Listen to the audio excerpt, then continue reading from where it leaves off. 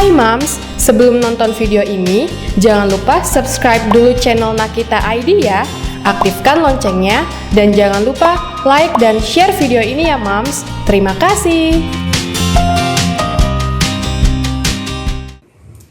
Nah, aku mau bahas soal cara mengatur pola makan. Ketika kita bicara soal cara mengatur pola makan, tujuan utamanya tentu kita pengen membuang lemak gitu. Karena lemak kan sumber penyakit, di badan juga penampilan jadi nggak bagus gitu kan, perut gede atau tangan gede atau paha gede. Dan juga banyak yang bilang, ayo diet gitu. Nah, diet itu sebenarnya apa sih? Diet itu adalah pengaturan pola makan untuk tujuan tertentu. Tujuan tertentunya banyak nih. Misalnya kalian mau maintain berat badannya supaya stabil kan lagi. Ada juga mau fat loss, ada juga misalnya yang mau weight gain. Itu juga bisa dibilang diet.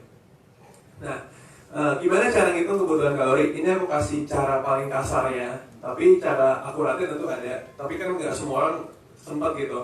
Nah, kalau misalnya kamu buat fat loss, itu harus ada di kalori defisit, yaitu di berat badan dikali 25. Itu adalah kebutuhan kalori kamu.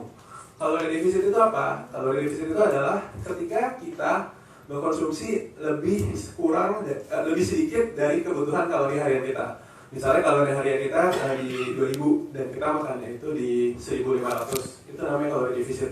Dimana kalori defisit itu bisa dibilang kita makan di bawah kurang energi, tapi sedikit aja, bukan banyak. Kalau banyak nanti kita malnutrisi itu, atau berat badannya jadi yoyo atau metabolisme. Itu yang salah, yang kayak orang langsung lihat dia langsung ekstrim. Misalnya kebutuhannya 2000, dia langsung cut, tiba-tiba sih cuma mau makan 800 saja. Semakin dikit semakin bagus. Salah, semakin dikit semakin rugi justru.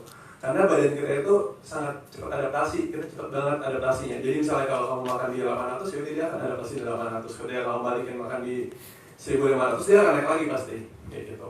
Tapi goalnya adalah kalau di kalori defisit, konsepnya yang aku ajarin, selama kamu masih bisa makan banyak dan berat badannya turun, makan aja sebanyak mungkin. Karena kan berat badan beda-beda. Misalnya kalau berat badan kamu yang di 100 kilo misalnya, dikali 25 itu 2500 kalori, banyak banget. Kamu makannya di 2000 aja dulu, jangan langsung di-cut. Jadi kita kuranginnya pelan-pelan karena berat badan menyesuaikan juga. Kalau misalnya kita mau maintain, udah nggak mau naik atau nggak mau turun, itu di berat badan dikali 33, itu dia bisa stabil. Nggak naik juga nggak turun. Tapi tergantung banyak faktor. Kalau misalnya wanita, dia mau PMS, dia bisa naik 2-3 kilo berat air, perutnya jadi kayak embung, bloated, itu wanita. Nah, kalau di surplus sebalikannya.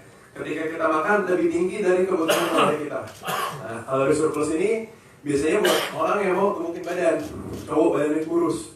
Jadi misalnya kebutuhan dia 2000, dia makan di 2500, itu pasti berat badannya nambah.